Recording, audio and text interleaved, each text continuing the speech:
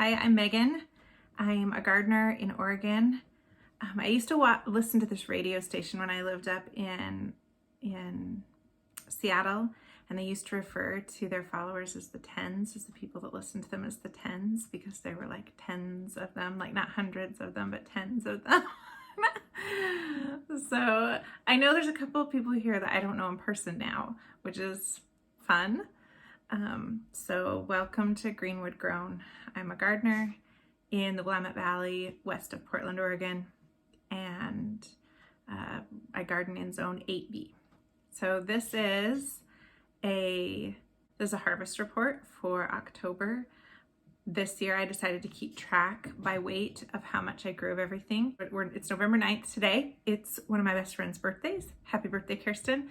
These are really easy videos to edit, so you'll probably see this today. It'll probably go up today. And she's in Hawaii. It's lovely there. It's cold and rainy here. I'm a Pacific Northwesterner. I'm fine with cold and rainy, but I can't say that I'm not like a little jealous of her pictures. So happy birthday, Kirsten. Okay, so October did end up being my biggest month, which is crazy. It was really interesting to look at the different months and see that for sure August and September had more entries, but October ended up having the most weight because of the things that you harvest in October. So let's take a look at that. So the first thing was I was still harvesting cucumbers in October, clear up until the last entry is on the 18th. So I harvested my last cucumbers on the 18th of October. That's crazy. Anyway, 5.3 pounds.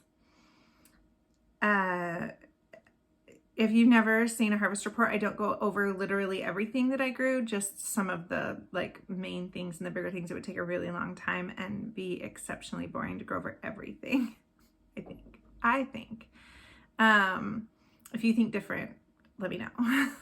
So green tomatoes. So at the end of the season, I pull all my green tomatoes right before our frost. We have not had our first hard freeze yet. I had one light frost that took out like the new bean plants and the new growth on the summer squash and the winter squash leaves, but we haven't had a hard frost yet. It's November 9th.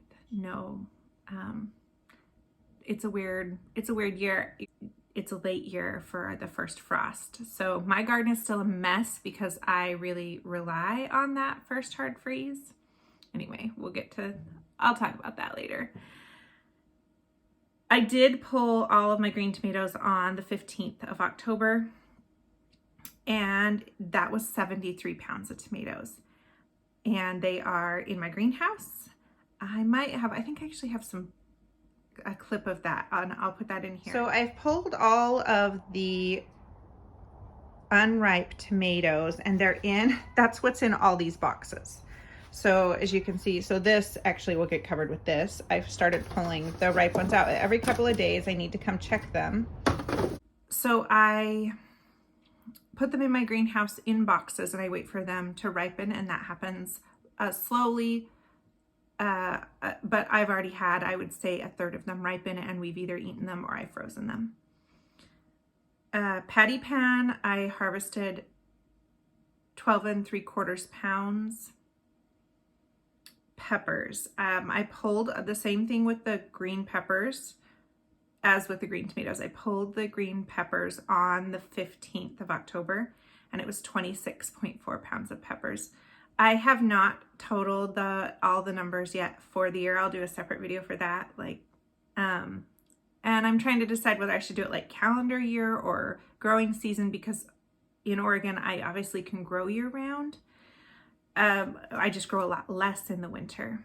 So I'm still making that decision, whether I want it like per summer growing season or per calendar year. We'll see. Pumpkins, 78 pounds. John Henry's 4 pumpkins together weighed 78 pounds. Spaghetti squash, 160 pounds. Y'all, 160 pounds of spaghetti squash is a lot of spaghetti squash. I'll put a picture in right here of some of it.